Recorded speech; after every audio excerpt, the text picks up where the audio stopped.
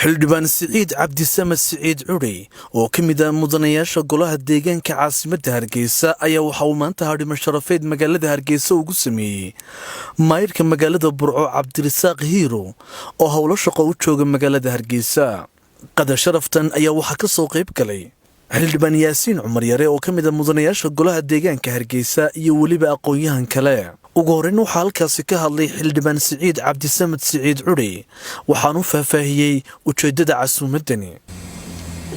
maanta waanu ku sugannahay magaalada Hargeysa anigoo ah mudane Siciid Cabdisamed Curi.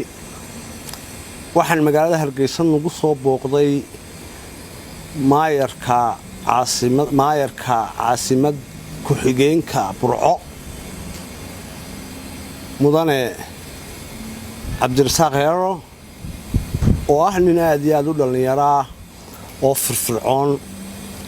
oo dabcan magaalada Hargeysa caasimadii weeyaanoo waxa degan xukuumadii lala lahaa shaqada oo arrimo shaqo u yimi ayaa halkan nagu soo booqday oo halkan anigu kula kulmay oo aanu halkan wada fadhinay oo aanu ka sheekaysanay in qaranka loo shaqeeyaa meel kastaba ay tahay arrin muhiim ah waayo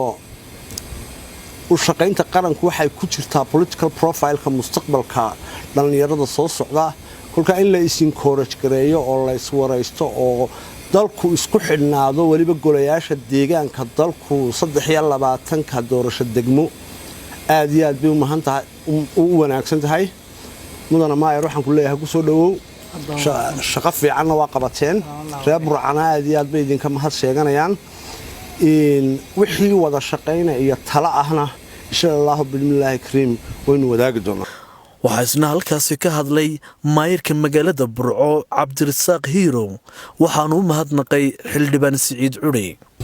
Siciid Cabdisamed Curi aad baa mahadsantahay walaal adiga iyo madaxda kale golaha deegaanka Yaasiin Cumar Yare oo nala joogay iyo dhammaan inta kale waa idin mahad celinayna idinka laftiisa shaqada fiican haysaan. arrimahani waxay ka turjumayaan in wada shaqaynta golayaasha deegaanka ee dalka